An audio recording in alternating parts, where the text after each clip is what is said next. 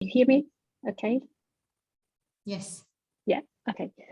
So I'm Regina Rodrigues from the Federal University of Santa Catarina in Brazil, and I co-chair the WCRP Lighthouse activity in my climate risk with Ted Shepherd from the University of Reading in the UK. I will start with a brief explanation of a new structure of WCRP, even though Ian already did that.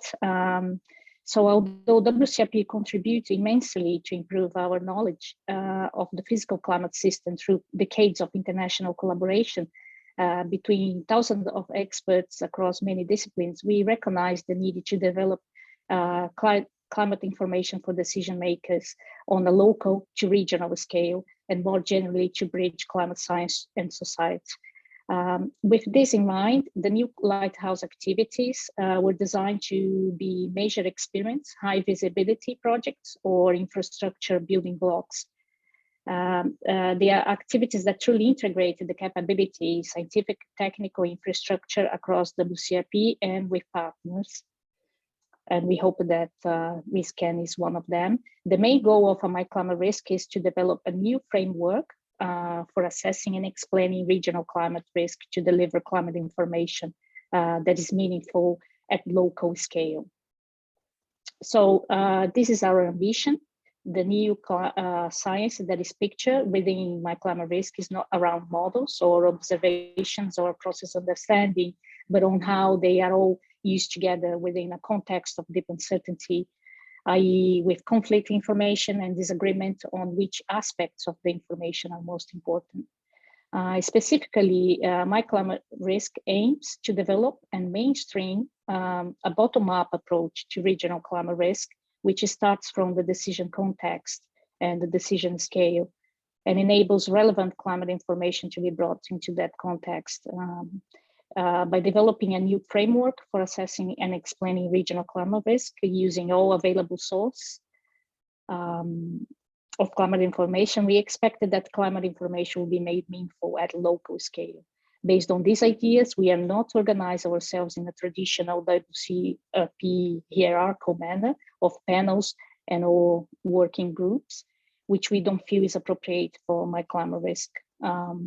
So instead, we propose a structure around the non-hierarchical ecosystem of a labs or communities of practice, like a micro-hustle network, sharing resources rather than competing for them, and anchored by model trees in form of a regional hubs, similar to the concept of the Wood Wide Web by Suzanne Simard. So moreover, we suggested that My Climate Risk be realistic and very practical, following E.F. Schumacher's concept of intermediate technology, which is a chapter on Small is Beautiful book from 1973, actually. The climate information should be produced by many people spread around the world rather than by a small number of experts. In order to achieve this end, in the case of technology, Schumacher proposed the following modus operandi. First, that workplaces have to be created in areas where people live. Second, that this workplace must be on average cheap. Third, that the production methods employed must be relatively simple. And fourth, the production should be mainly from local materials and mainly for local use. Noting that in our case, we are producing information and climate science information, and we can draw on the worldwide storehouse of information through the entire WCRP and partners like RISCAN. So here I given a practical example of our ambition, and which is close to me. In the Austral summer of 2013-14, Eastern South America experienced one of its worst droughts, and associated with this drought, unprecedented land and marine heat waves developed in the region. This compound extreme event led to water and power shortages in Southeast Brazil, a region that is heavily populated, home to more than 8 million people and responsible for 60% of the Brazilian gross domestic product. It reduced Brazil's soy, coffee, and sugarcane production, impacting food supplies globally and increasing worldwide prices. It decreased the production of oysters and the catch of some commercially important fish species, while decimating clams along the southern coast of Brazil, where I live. It affected human health by increasing the risks of heat strokes and vector-borne diseases, causing a dengue fever outbreak that tripled the usual number of fatalities. In addition, compound events like this have a disastrous impact on ecosystem degradation and loss of land and marine biodiversity, as we all know. So in a probabilistic event attribution of drought, a study by Martins et al. 2017 found insufficient evidence that climate change increased drought risk for this area. Too often, we adopt such a singular definitive framing. This reasoning not only violates several logical errors, but also avoids the important question, insufficient evidence for whom? In fact, the observed record suggests increasing drought risk in this region. This is in the IPCC AR6 report. And both the precipitation trends show the showed in the same study points toward increasing precipitation deficit. So given the observed trends and the climate models' inability to adequately representing rainfall variability in this region, can we afford to wait until we have more confident attribution statements to provide the decision makers with the information necessary to plan and adapt? The focus of statistical significance rather than relevance for decision making is not helpful, in particular for the global south. So climate change science is, without a doubt, a big science. The point is that in order to respect the complexity of the real world, our methods of analysis need to remain simple enough to be interpretable and open to interrogation. We suggest representing relevant knowledge about climate adaptation and local climate risk in a conditional manner.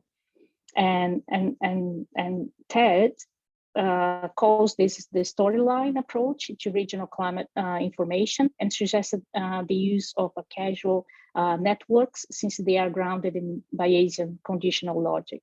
For instance, for the South American case that I'm just showing here, we could select the ensemble members from the CNIP6 that predict deficient rainfall in the region, rather than use the ensemble mean for a local risk assessment for the energy sector, hydroelectric, for instance.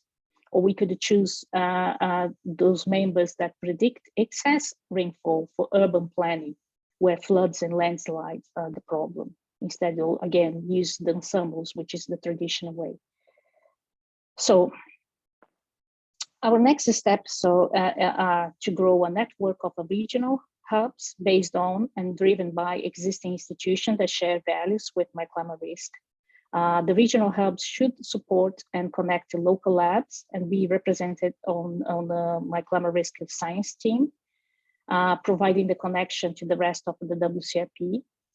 Links to the regional hubs would be nurtured through a variety of mechanisms, including training, which then the WCA Academy will be fundamental. That's the next talk, to develop trust and build long-term equitable partnership. This is really important for us. So right now, we are putting together the terms of reference that we work with these hubs. We will then, in these terms of reference, define a code of practice with not only the rules, but the responsibilities of our partners, but also the benefits.